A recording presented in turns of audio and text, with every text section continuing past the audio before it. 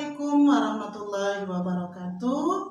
Perkenalkan, saya Suyani dari SD Kecil Bangkara, Kecamatan Bolano, Kabupaten Parigi Motong, calon guru penggerak angkatan 10, akan melakukan demonstrasi kontekstual modul 3.1 terkait dengan pengambilan keputusan berdasarkan pada nilai-nilai kebajikan sebagai seorang pemimpin. Dalam kesempatan ini, saya akan mewawancarai dua kepala sekolah. Yang pertama, kepala sekolah dari sekolah saya sendiri, yaitu SD Kecil Bangkara, Ibu Nilu Sutalmi, dan yang kedua dengan Ibu Kepala Sekolah dari SD Impres Bolano, Ibu Popon Rohawati. Selamat menyaksikan.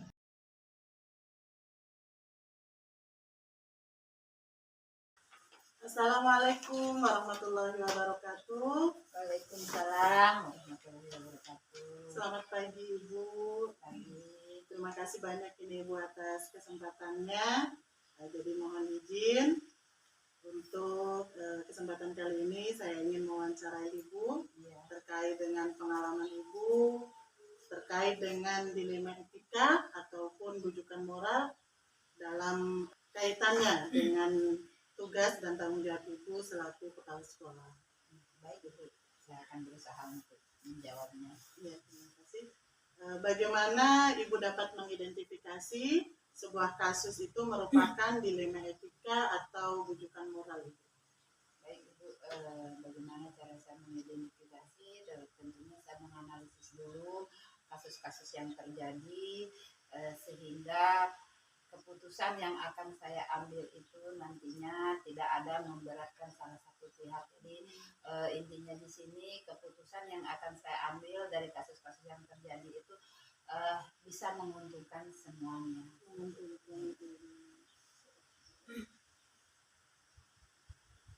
Selama ini bagaimana Ibu menjalankan pengambilan keputusan di sekolah, terutama pada kasus-kasus di mana ada dua kepentingan yang sama-sama benar atau sama-sama mengandung nilai kebajikan? Jadi caranya saya menyelesaikan kasus seperti itu, tentunya saya terlebih dahulu saya mengidentifikasi kasus itu, kasus apa yang terjadi, apakah dilema etika atau bujukan moral, sehingga saya tidak salah dalam mengambil keputusan. Kalau langkah-langkah atau prosedurnya seperti apa Ibu dalam melakukan pengambilan keputusan tersebut Ibu? Jadi langkah-langkah yang saya gunakan dalam pengambilan keputusan di situ tentu ada paradigma yang harus saya jalankan dalam pengambilan keputusan di situ. Selain paradigma, ada juga prinsip-prinsip yang prinsipil yang jadi pertimbangan saya. Kemudian dari paradigma dan prinsip tersebut saya bisa menentukan langkah-langkah apa yang harus saya lakukan sehingga keputusan yang saya ambil bisa dipertanggungjawabkan dan bersifat bijak. Hal apa saja yang selama ini Ibu anggap efektif dalam pengambilan keputusan terkait kasus-kasus dilema etika Ibu? Jadi hal yang saya anggap efektif, jadi ketika kasus itu terjadi, saya berusaha untuk menyelesaikan kasus itu secepat mungkin. Dia duduk bersama dengan orang-orang yang terlibat di dalam kasus tersebut. Jadi saya melakukan diskusi dengan mereka, diskusi dengan mereka hal-hal apa yang terjadi, apa penyebabnya sehingga hal itu bisa terjadi dan apa yang diinginkan dari kasus tersebut seperti itu. Kemudian apa rencana tindak lanjut agar kasus tersebut bisa diselesaikan dengan baik. Kalau terkait dengan tantangan Ibu dalam pengambilan keputusan, tantangan seperti apa yang Ibu sudah pernah temui dalam penerapan penyelesaian kasus-kasus dilema etika? Tantangan yang sudah saya pernah temui tentunya di sini berkaitan dengan kasus benar lawan benar. Di kedua kasus tersebut menurut kita semua benar, ya semua mengandung nilai positif, tapi semua hal tersebut menjadi sebuah masalah gitu ya. Semua punya sisi positif dan sisi negatif. Jadi di sini saya harus betul-betul mempertimbangkan, mengambil keputusan yang bijak sehingga keduanya ini tidak merasa dirugikan. Jadi kedua kasus ini bisa diselesaikan dengan baik dan bisa diterima dengan baik oleh rekan saya. Seperti itu. Berarti sama-sama benar, tapi justru malah jadi dilema. Iya, gitu malah jadi dilema jika si A yang saya lebih bela istilahnya, tentu si B ini akan dia merasa keberatan. Jadi bagaimana saya menjadi seorang pemimpin bisa bijak dengan mereka, menanggapi masalah mereka.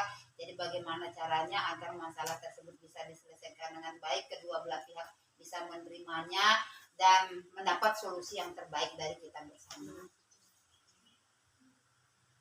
Dalam penyelesaian terkasus, misalnya ada kasus dilema etika, apakah Ibu langsung menyelesaikan di tempat atau ada jadwal tersendiri untuk menyelesaikan sebuah kasus tersebut, Ibu?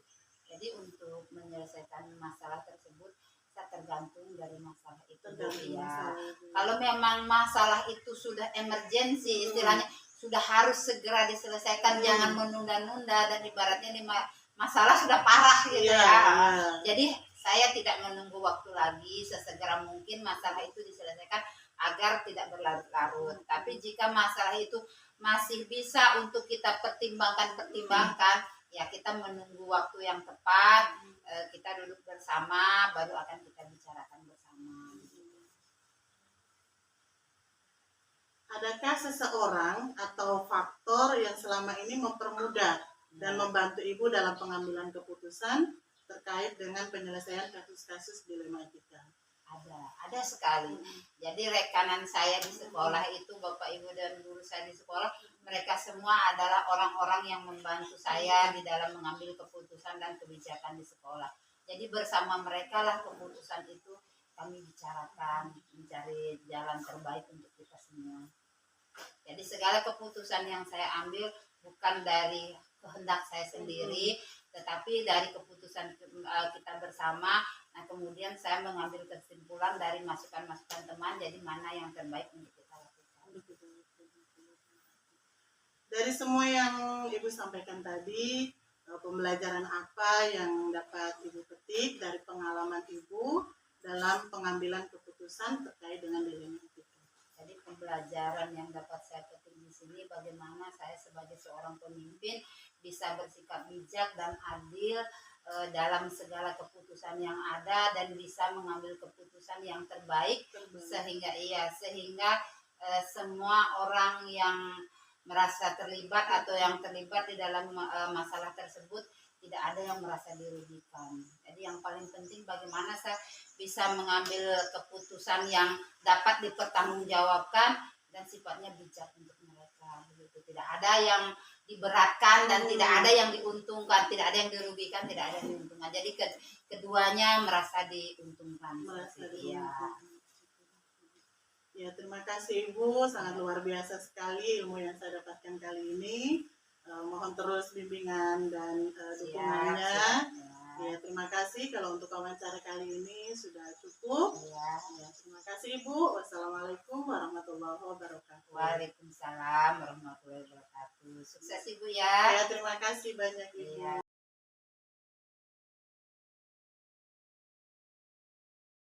Bagaimana kabarnya Ibu? Baik, alhamdulillah.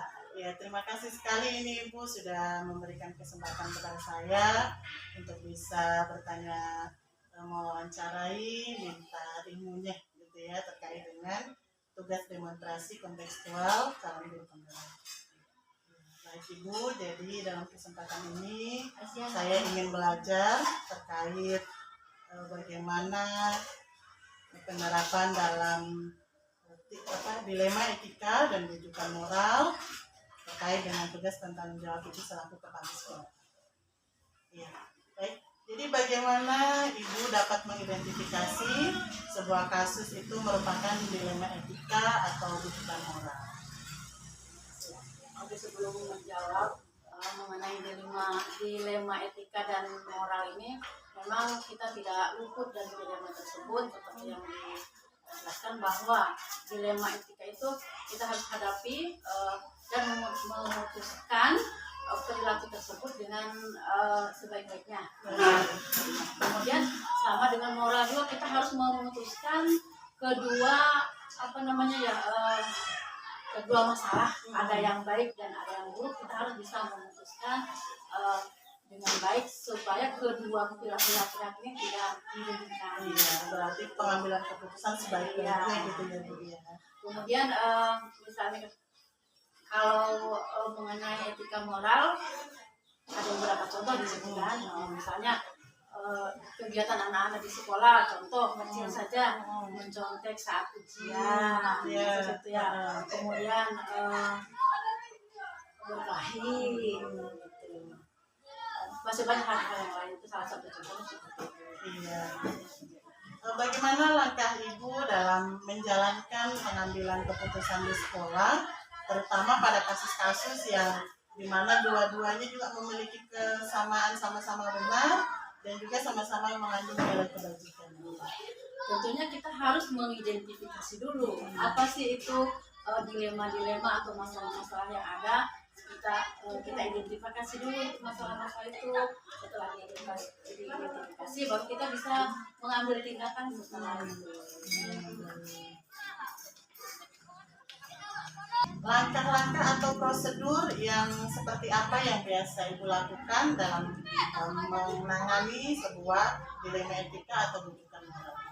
Seperti tadi kan salah satunya mengidentifikasi ya, kemudian mengumpulkan informasi dari segala arah lah yang berkaitan dengan masalah-masalah tersebut, berkaitan dengan etika moral, dengan rujukan moral dengan etika dilema etika itu ya kita itu. Kemudian setelah terkumpul semua itu, diidentifikasi, dikumpulkan, kita cari solusi. Cari solusinya bagaimana jalan keluarnya supaya bisa berjalan dengan baik.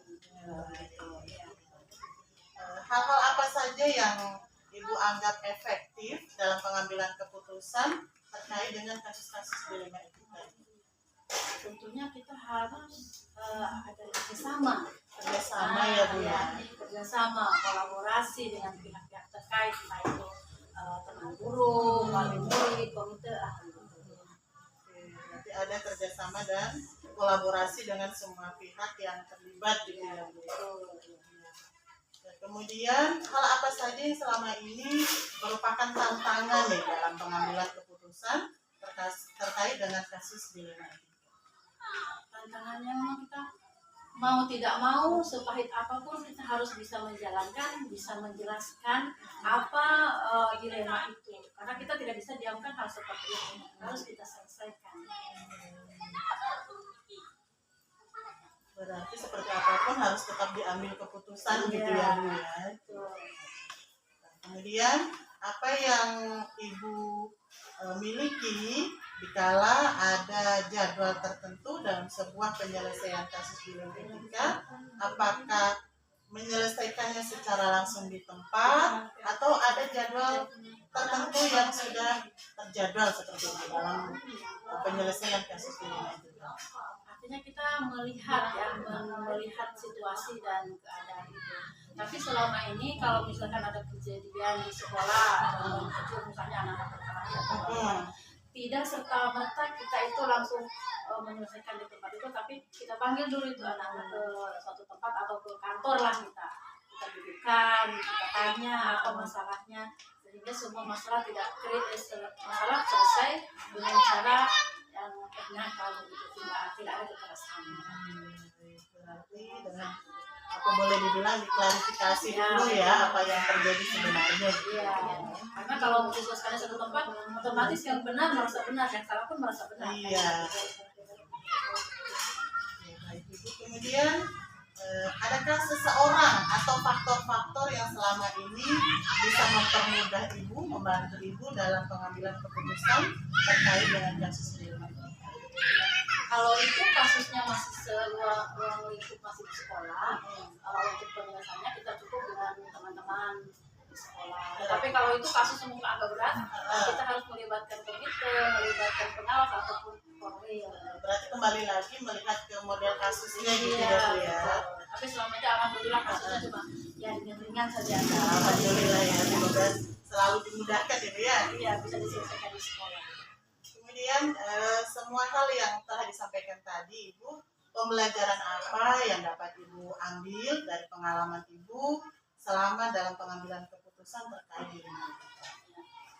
Tentu kita harus selalu kolaborasi. Kolaborasi ya Bu ya, agar kuat gitu ya. Kuat, karena kita tidak bisa mengambil keputusan sendiri. Kolaborasi kan di sekolah itu ada teman guru gitu ya. Yang terkait atau terkait pengawas.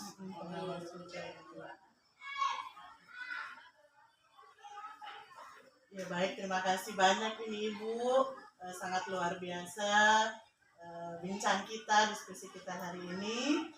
Terima kasih, dan kalau dari saya sudah cukup, sangat dibutuhkan sekali untuk kedepannya, bisa bantuannya, ilmunya untuk kegiatan kelancaran kita.